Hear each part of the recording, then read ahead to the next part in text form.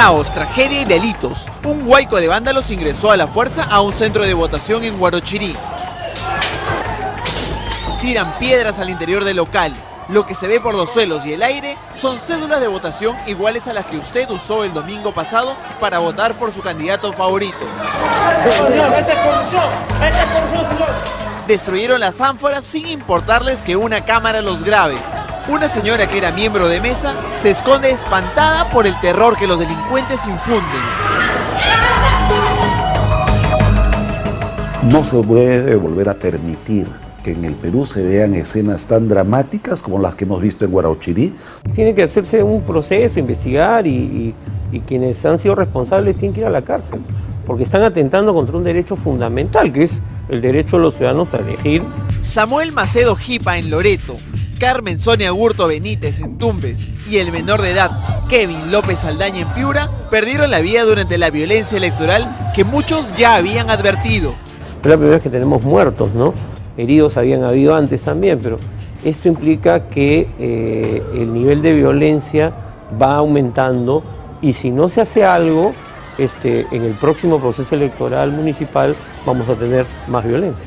Hay heridos de bala en Loreto. Un policía recibió un piedrón en la cabeza en Rasuri, La Libertad. En Pucusana bloquearon la carretera y destruyeron el local municipal. Y en Puno, los desadaptados quemaron ánforas y cédulas de votación. En total, más de 130 incidentes, entre los que hay destrucción de votos, toma de locales, secuestro de personal del Jurado Nacional de Elecciones y la OMPE y protestas ilegales frente a los sitios de votación. La quema de material electoral fue de 47. En 47 lugares tuvimos este reporte de incidencias. Otro tipo de incidentes son amenazas al proceso electoral. ¿Cuántas amenazas hubo? 43 y toma de local 18. Una grave consecuencia de esta violencia es que los jurados electorales especiales van a tener que determinar en qué zonas la destrucción de las ánforas amerita que se lleve a cabo nuevas elecciones. En aquellos distritos haya habido una pérdida de material electoral tal que no puede evidenciar la voluntad popular en su conjunto y que los votos nulos sean superiores a los 2/3 de los votos válidos. En esos casos, los jurados electorales especiales emitirán las resoluciones de nulidad y se convoca a elecciones complementarias en julio del próximo año. Pero no solo se desató la violencia el mismo domingo. Durante toda la campaña hubo varios atentados. Una semana antes de las elecciones, el candidato a la alcaldía de Pangoa en Junín, Líder Villasana, fue asesinado por un sicario y pese a estar muerto, fue elegido como alcalde. El viernes último, una patrulla que se desplegaba para darle seguridad al transporte del material electoral en el BRAE fue atacada y 2 policías murieron. En San Juan de Lurigancho, en el corazón de la capital, el candidato Jesús Maldonado sufrió varios ataques a balazos. En general, la violencia ha reinado. Durante la campaña no ha habido control para los excesos ni verbales ni los enfrentamientos que se han dado sobre todo en algunas regiones del país.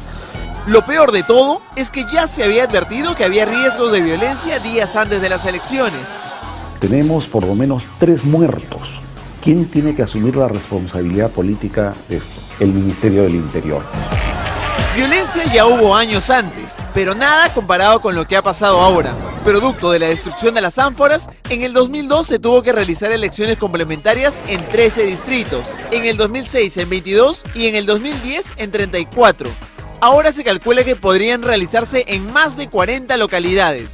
Hacemos la comparación con el año 2010 y el 2006 y algunos sitios tienen situaciones concurrentes, como por ejemplo aquí, la región Ancash, Huánuco. También hubo quema de ánforas antes en Patapo, en Chiclayo. Patapo, en Chiclayo, correcto. ¿Pero por qué se ha desatado la violencia? ¿Qué es lo que puede haber cambiado del 2010 a la fecha para que ahora haya el doble de incidentes? Un deterioro cada vez mayor de los llamados partidos políticos. Creo que tiene que ver con la dispersión que hay en términos de candidaturas, que expresa a su vez una competencia entre diferentes grupos de poder local que lo que buscan es capturar la municipalidad para acceder a los recursos públicos. Como cada vez hay más dinero en las regiones, sobre todo en las que tienen canon minero y gasífero, el interés de estos grupos violentistas también puede estar relacionado a las licitaciones, las licencias y cualquier cosa en la que el alcalde tenga que decidir sobre fondos públicos. El caso de la jefa y Roberto Torres, el alcalde de Chiclayo y cabecilla de una gran red de corrupción, es más que revelador. Estos grupos que no logren su objetivo probablemente pidan la vacancia del alcalde por alguna razón o promuevan procesos de revocatoria, y entonces no es un interés político en el buen sentido del término, es simplemente yo quiero quedarme con el botín. La pregunta es, ¿por qué tanto afán de llegar tanto a los gobiernos locales como a los regionales? Si la escala de remuneraciones va de 1.300 soles, como mucho, a 14.600. Lo que podría pasar en las elecciones presidenciales del 2016 es bastante incierto. Para Javier Torres es poco probable que en esa elección la violencia sea similar, porque ya no está en juego el control de recursos públicos a nivel local. Yo creo que este es un fenómeno más bien en elecciones locales. Es la lucha por el control de los recursos públicos y de ese puesto que te da poder.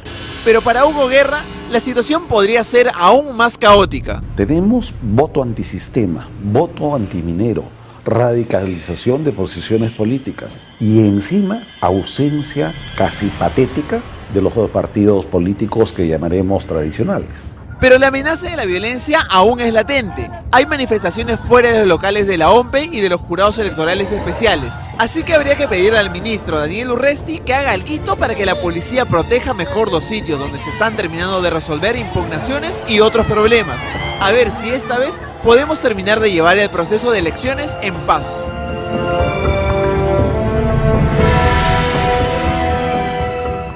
43 locales tomados. ¿Tú has visto más que yo? No, ¿Esto ha yo pasado así? lo que he visto en mi vida política, en la política, en toda mi vida, no había visto esta violencia nunca en elecciones, nunca. Este tipo de violencia, había violencia terrorista sí, pero violencia partidaria, broncas, toma de locales, estas cosas no había visto. Pero te das cuenta que el tinte que tiene, o sea, ni siquiera es partidario, o sea, no es como en antaño los apristas defendiendo, no, o sea, es lo que una dice pelea chiquita. mi condiscípulo en la Católica, Javier Torres, dinero. Es dinero y es terrible lo que está... A ver, que el PPC esté manchado con un tema de golondrinos en San Isidro. El PPC, que se supone que es un partido serio, le han encontrado golondrinos, gente que está inscrita en el partido. Serán pocos, pero son. No, o sea, ya ves el nivel de lo que ha llegado esto. Claro, o sea, el PPC, que se supone que es un partido, además... que ¿De abogados? De abogados, tiene a este señor Manquera lo tuvo de candidato, pues. Claro, es que esa es otra que estamos comentando. O sea, los partidos políticos se han copiado el sistema del McDonald's, se han vuelto McDonald's, dan franquicias. Entonces tú buscas un empresario en provincias, entre comillas, un político, y le das la franquicia para que ponga la hamburguesería. En este caso, un antaurista manejando un local del PPC. Ya no hay estructura y ya no hay un verdadero respeto por la democracia, porque si no, no estarían pues quemando las ánforas y destruyendo los votos, ¿no? Claro, entonces es terrible lo que está sucediendo, esto es la violencia.